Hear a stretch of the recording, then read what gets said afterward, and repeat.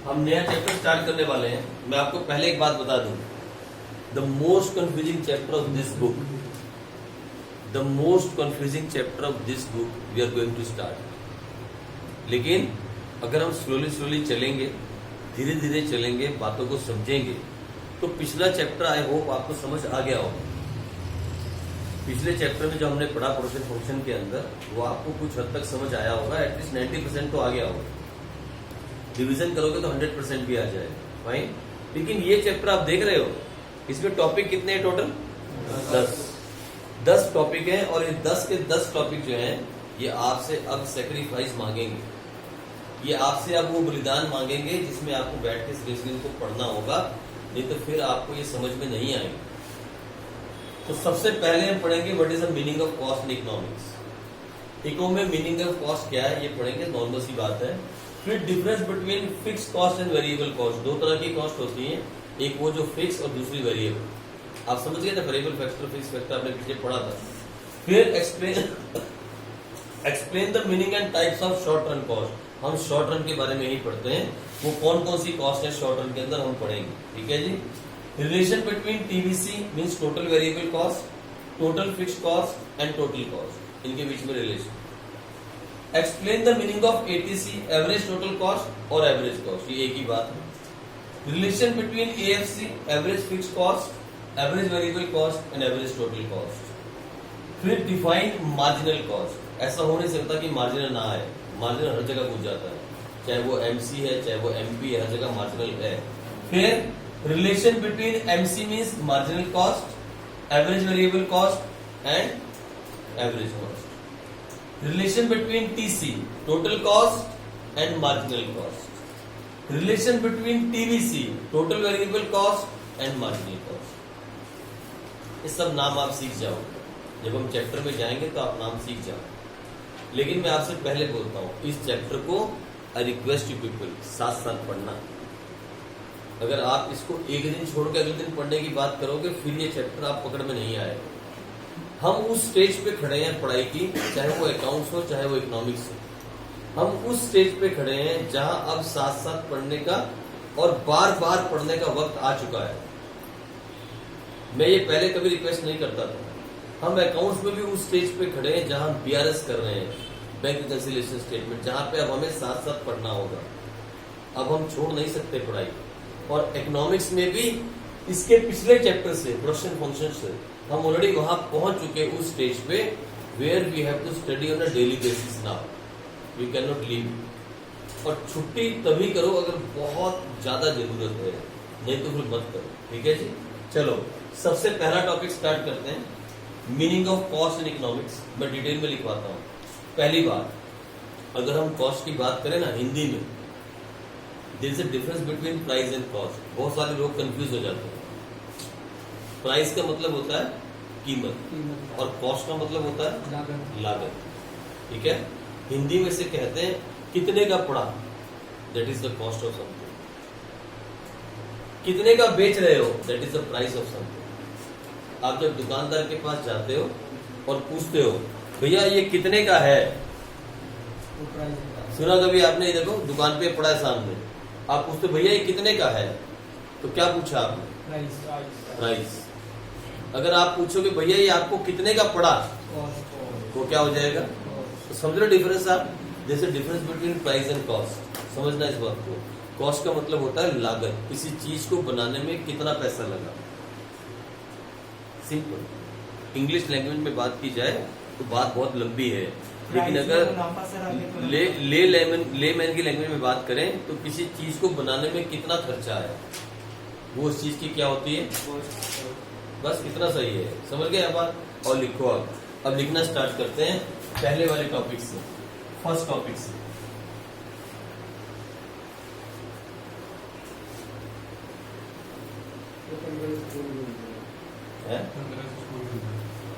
School खुल रहे हैं क्या? मैसेज आ गया? तो जिनको जाना वो जाएंगे ना। लो आ जाओ, मीनिंग ऑफ कॉस्ट। तो लिखो, सबसे पहले लिखो कॉस्ट। सबसे पहले लिखो meaning of cost in economics के अंदर। Cost of producing a good, cost of producing a good in economics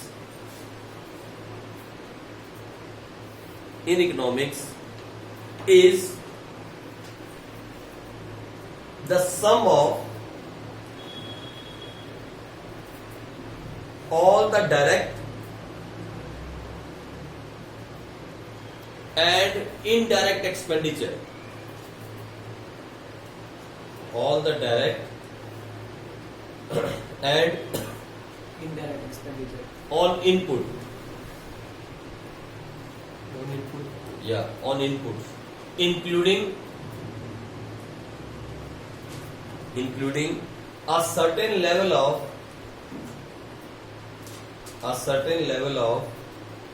minimum profit.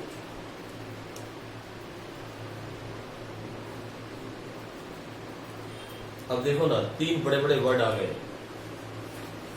Economics के अंदर कॉस्ट किसे कहा जाता है? जितना भी डायरेक्ट एक्सपेंडिचर या इनडायरेक्ट एक्सपेंडिचर हम लोग करते हैं, किसके ऊपर?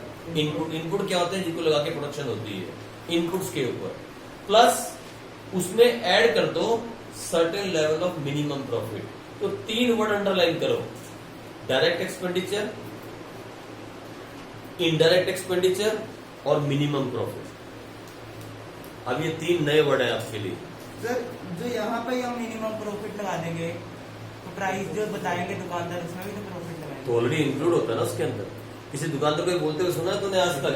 ये मुझे पड़ा तो 400 का है पर मैं बेच रहा हूँ 500 का। कभी सुना ऐसा कहते हुए? क्या बोलता है दुकानदार? अच्छा, मतलब उसमें इंक्लूड होता है ना, 500 बोलते थे ना, उसी में इंक्लूड हो जाता है। ऐसे ही सुनो मेरी बात, आपके लिए दुकानदार क्या है? जिससे आप गुड्स खरीद रहे हो, लेकिन दुकानदार के लिए प्रोड्यूसर कौन है? उससे वो गुड्स खरीद रहा है। आई बात समझ में? तो आ जाओ इधर देखो, सुनो मेरी बात गौर से, अब मेरी बात गौर से सुनना। तीन नए वर्ड आए आपके लिए, डायरेक्ट एक्सपेंडिचर, इनडायरेक्ट एक्सपेंडिचर और मिनिमम प्रॉफिट। अब मैं चाहूं तो स्किप करके आगे निकल सकता हूं, सेकंड टॉपिक पे आ सकते हैं, डेफिनेशन हो गई, लेकिन आप लिख लो what is the meaning of direct expenditure. लिखो जल्दी से।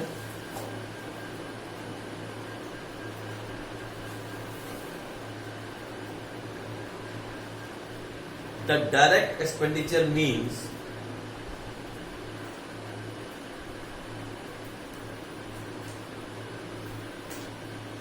actual money expenditure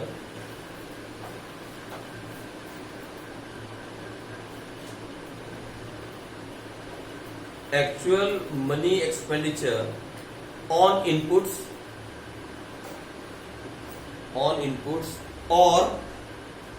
or payment made to the outsiders.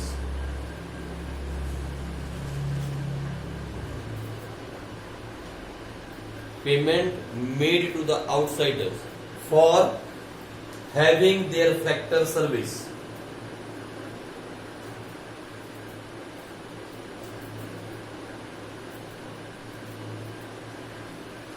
For example, wages paid comma salaries paid comma rent paid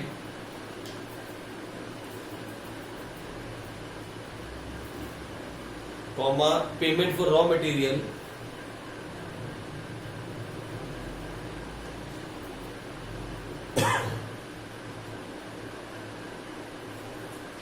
all these are direct expenditure. इन्हें क्या बोलते हैं? Direct expenditure. यानी कोई भी पैसा जो हम किसी भी आउटसाइडर को पे करें, that is called direct expenditure. Outsider को पे करें, किसी ने आपके लिए काम किया, आपने उसे क्या पे किया? सैलरी। किसी ने आपकी कंपनी में आके लेबर का काम किया, आपने उसको क्या पे किया? वेजेस। आपने किसी से रॉ मटेरियल परचेज किया, क्या पे किया? पैसा, उसको कैश पेमेंट कर दी, परचेज किया। कहीं आपने रेंट पे गोडाउन लिया, उसको क्या पे किया? रेंट। वो सब क्या है? Direct expenditure. मेरी बात समझे आप? Whatever money a company has paid, a business has paid to the outsiders, sir insider भी होते हैं क्या बिजनेस में कुछ? हाँ होते हैं भाई। मालिक, खुद का मालिक इनसाइडर है ना, जिसका बिजनेस है। तो आउटसाइडर को जितना भी पैसा दिया गया वो सब क्या है? Direct cost, direct expenditure. और उसी को हम क्या बोलते हैं? लिखो, the other name of direct expenditure is, the other name of direct expenditure is explicit cost, EXPLICIT, EXPLICIT, explicit. ठीक है जी। इसको इस नाम से भी बुलाया जाता है और मैडम इसी नाम से बुलाती है। वो आपसे पूछेगी डिफाइन एक्सप्लिसिट कॉस्ट, सेम चीज डिफाइन करना जो अभी मैंने लिखवाई। ठीक है जी। आ जाओ next, indirect expenditure. What is the meaning of indirect expenditure? लिखो, the indirect expenditure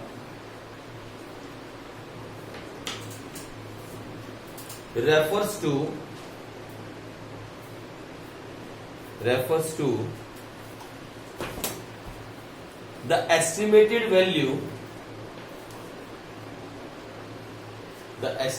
value of inputs supplied by the owner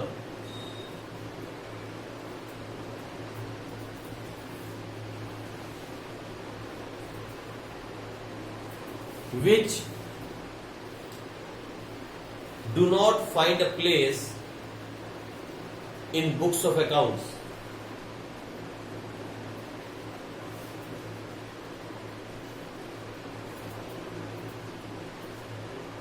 It is also known as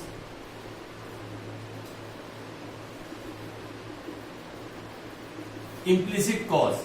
वो explicit या implicit, IMPLICIT. It is also known as implicit cost.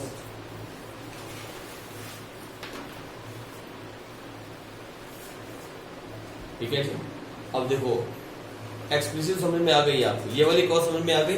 The money पे to the outsider, किसी भी बाहर के आदमी को आपने कुछ भी पेमेंट की, किसी भी चीज के लिए पेमेंट की, that is called explicit cost. इसे एक्सटर्नल कॉस्ट भी कहते हैं, बाहर के आदमी के लिए। समझ में आ गई? लेकिन ये समझ में नहीं आया। मैं आपको एक एग्जांपल देता हूँ, अभी यहीं पे भी समझाता हूँ। मैं अपना बिजनेस कर रहा हूँ, फाइन। मान लो मेरी अपनी एक शॉप है, ऐसा मान के चलो मेरी अपनी एक शॉप है, मैं शॉप पे गुड्स परचेज करता हूँ, वो मेरी कौन सी कॉस्ट है? कौन सी? ओके। मैंने दो वहां पे भैया भी रखे हैं काम करने के लिए, वो काम करते हैं, मतलब दो सर्वेंट रखे हैं, उनको सैलरी देता हूँ, मेरी कौन सी कॉस्ट है? उस दुकान का मैं रेंट भी देता हूँ, कौन सी कॉस्ट है? बिजली का बिल भी देता हूँ, कौन सी कॉस्ट है? सारी वाली कॉस्ट है ना। अच्छा, अब सुनो मेरी बात इधर। फिर उसके बाद मुझे उस दुकान से क्या होता है? प्रॉफिट होता है। वो प्रॉफिट कौन ले जाता है? दुकानदार खुद बिजनेस मैं ले जाता हूँ। कैसे निकालता हूँ मैं प्रॉफिट? तो जितना भी हमारा सामान सेल हुआ है, जितनी हमारी वो जितनी टोटल रेवेन्यू है, उनको दिया प्रॉफिट का फॉर्मूला लिखवाया है मैंने अकाउंट्स में। ऐसे मत देखो, मैंने लिखवा रखा है। क्या कैसे निकालता हूँ मैं? टोटल रेवेन्यू माइनस, चलो एक्सपेंडिचर लिखा है तो एक्सपेंडिचर लिख दो, ऐसे निकालता हूँ ना। Total revenue minus total expenditure is equal to profit. यानी कितना मैंने कमाया, उसमें से कितना खर्च कर दिया, जो बच गया मेरा प्रॉफिट है। लेकिन मालूम है इकोनॉमिक्स के अंदर एक और कॉस्ट होती है, मालूम क्या? अगर मैं उस दुकान पे ना बैठता तो मैं क्या करता? मान लो अगर मैं उस दुकान पे ना बैठता सुबह 8 से लेकर रात के 8 बजे तक, तो मैं क्या करता? जॉब करता? कहीं जॉब करता ना? अगर जॉब करता तो मुझे क्या मिलता? सैलरी मिलती ना। यानी अगर मैं कहीं 8 घंटे की नौकरी करता और मुझे 50,000 की सैलरी मिलती, जो कि अब मुझे नहीं मिल रही। क्यों नहीं मिल रही? क्योंकि मैं अपनी दुकान पे बैठा हूँ। क्या मेरी दुकान मुझे 50,000 की सैलरी दे रही है? तो फिर वो मेरी कॉस्ट कहाँ गिनी जा रही है? अब मेरी बात समझे। अगर मैं खुद की अपनी दुकान चला रहा हूँ, सुबह 8 बजे दुकान खोलता हूँ, रात को 8 बजे दुकान बंद करता हूँ, सर प्रॉफिट तो आप लेके जाते हो ना। अरे प्रॉफिट तो तब भी होता अगर मैं नहीं बैठता। अब मेरी बात समझे, अगर मैं वहां नहीं बैठूं दुकान पे तो मैं क्या करूंगा, कहीं जॉब करूंगा। मान लो मुझे 50,000 की जॉब मिलती है, 50,000 रुपीज पर मंथ की जॉब मिल जाती है, ऐसा मान लो, एज्यूम कर लो। तो 50,000 जो है मैं दुकान पे बैठ के माइनस कर रहा हूँ ना, गवा रहा हूँ ना पैसा, वो पैसा मेरे पास नहीं आ रहा, तो मेरी कौन सी कॉस्ट है? It is my implicit cost, मेरी खुद की कॉस्ट, ऑनर की खुद की कॉस्ट। जो ऑनर दुकान पे बैठा है उसकी खुद की कॉस्ट भी तो है। अरे प्रॉफिट तो ऑनर का है ही है, प्रॉफिट तो ऑनर कमा के लेके जा ही रहा है बिजनेस के अंदर से, लेकिन वो जो 8-10 घंटे की ड्यूटी वहां बैठ के करता है रोज, उसकी सैलरी कौन देता है उसको? कोई देता है? कोई दुकानदार को देखा अपनी सैलरी निकालते हुए? कभी निकाली अपनी सैलरी? अपनी नहीं निकाल सकते। वो तो प्रॉफिट कमा रहा है बिजनेस में से, लेकिन उसकी खुद की कॉस्ट कहाँ है?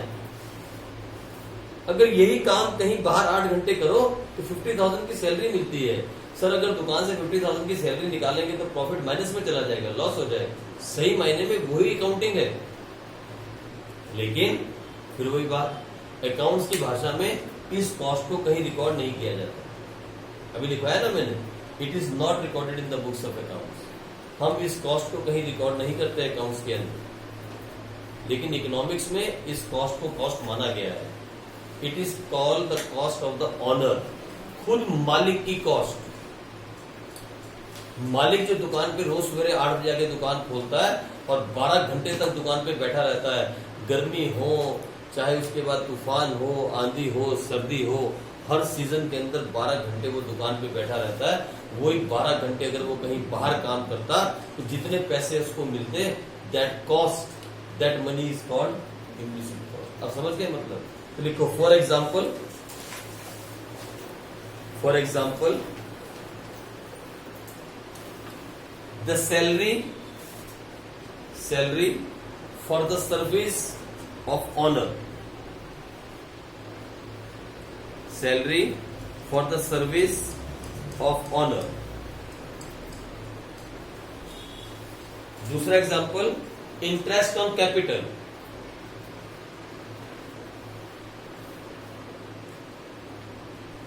तीसरा example, rent of on land, खुद की लैंड का रेंट। अब देखो मैं समझाता हूं एक और छोटा एग्जांपल। इधर देखो, इसको समझना जरूरी है क्योंकि आगे परेशान करेगी। ये देखो, ये मालूम है क्या है? ये लैंड है भाई। मान लो आप खुद किसान हो, मान लो आप किसान हो। ये कितने एकड़ जगह है? 5 एकड़। आप 5 एकड़ जगह पे खेती कर रहे हो। मान लो छोटी जगह लेकिन फिर भी आप खेती कर रहे हो, ऐसा एज्यूम करो भाई। खुद की जगह है आपकी, 5 एकड़ जगह पे आप खेती करते हो, और खेती करने के लिए आपको क्या चाहिए? बीज, पेस्टिसाइड्स, केमिकल फर्टिलाइजर, ये सब कुछ चाहिए, ठीक है? वो सब चीजों का खर्चा आता है 50,000। ये आपका एक्सपेंस भाई। उसके बाद फसल तैयार हो जाती है, आप फसल को जाके मंडी पे बेच देते हो और फसल बिक जाती है 1,50,000।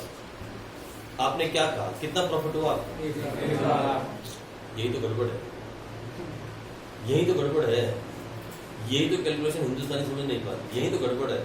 अकाउंट्स ने ऐसा सिखाया हुआ है। मालूम है क्या बोलता है अकाउंट्स? प्रॉफिट की बात करें तो कितना हुआ? 1,00,000। अच्छा मेरी बात सुनो, अगर ये आपके पास जगह ना होती 5 एकड़ तो आप क्या करते?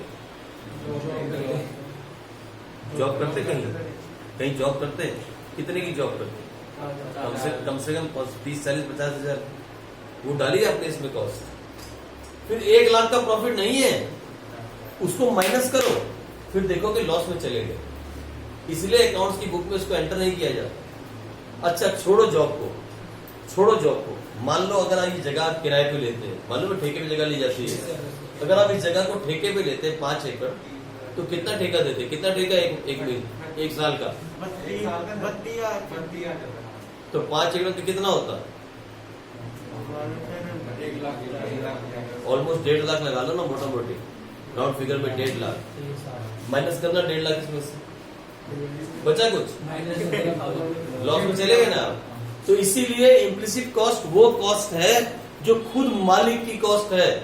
मालिक अपनी जगह पे खेती कर रहा है, अगर मालिक इस पे खेती ना करता, ये जगह को किराए पे दे देता और खुद जॉब में चला जाता, तो उसको दो तरफ से कमाई होती, उसको इसका भाड़ा भी मिलता और उसको वहां से सैलरी भी मिलती। अब मेरी बात समझे आप मैं क्या कह रहा हूँ? अगर मालिक चाहता तो इसको किस पे देता? रेंट पे। और कितना पैसा कमाता? 150। और खुद जाके कहीं नौकरी कर लेता, वहां से अगर 40 भी मिलते तो वहां से कितना कमा लेता? 5 लाख साल का। दो तरफ से इनकम होती। लेकिन अभी क्या हो रहा है? एक तरफ से अभी क्या हो रहा है? इसका कोई पैसा नहीं दे रहा उसको। That is called implicit cost. That is called implicit cost. आप सदर बाजार के अंदर बैठे हो, आपकी खुद की दुकान है, आप जाते हो सुबह सुबह 8 बजे दुकान का शटर खोल देते हो, रात को 8 बजे दुकान पे बैठते हो, बंद करके आ जाते हो। अगर वो दुकान नहीं होती तो फिर आप क्या करते? जॉब करते, या फिर क्या करते? दुकान को हायर करते, रेंट करते। दुकान का रेंट कितना होता? कम से कम भी सदर मार्केट के अंदर दुकान का रेंट एक महीने का कम से कम भी 25 से 30 हजार होता। क्या आपने उसको माइनस किया अपने प्रॉफिट में से? नहीं किया। That cost is called implicit cost, internal cost, the cost of the owner itself. आई बात समझ में? अब आगे समझ में बात। 3 एग्जाम्पल दे दिए मैंने, ठीक है जी। चलो, ये हो गई हमारी एक्सप्लिसिट, ये हो गई इम्प्लिसिट। इसे एक्सटर्नल भी बोलते हैं, इसे इंटरनल भी बोलते हैं, नाम से पता लग रहा है। इसे एक्सटर्नल बोलते हैं, ई स्टैंड फॉर एक्सटर्नल, बाहर वालों को दिया, आई स्टैंड फॉर इंटरनल वालों को, अंदर वालों को। समझ में आ रही ना बात? चलो आगे आ जाओ। What is the meaning of minimum profit?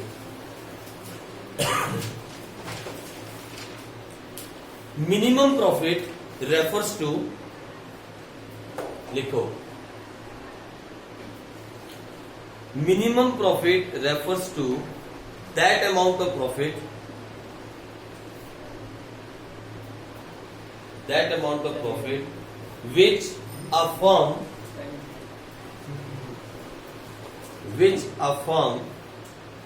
or producer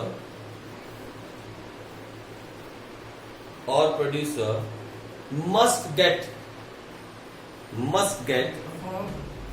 firm or producer must get in the long run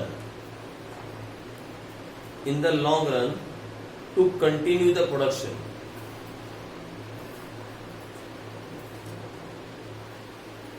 To continue the production of the given good. And not to shift to the other good.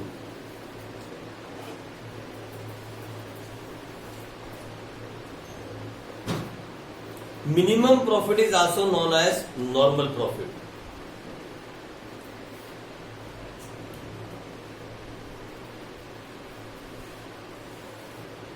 अब सुनो मेरी बात, ये कितना simple है। It is very simple. अरे भाई, कम से कम एक प्रोड्यूसर उतना तो कमाए ताकि अपनी प्रोडक्शन को कंटिन्यू कर सके। That is called minimum profit. Her business maximum profit कमाना चाहता है, कोई भी प्रोड्यूसर मिनिमम प्रॉफिट नहीं कमाना चाहता। आप कभी जिंदगी में नहीं चाहोगे आपकी सैलरी कम से कम हो, आप चाहोगे ज्यादा से ज्यादा हो। मैक्सिमम कमाना चाहते हो आप, मिनिमम नहीं कमाना चाहते।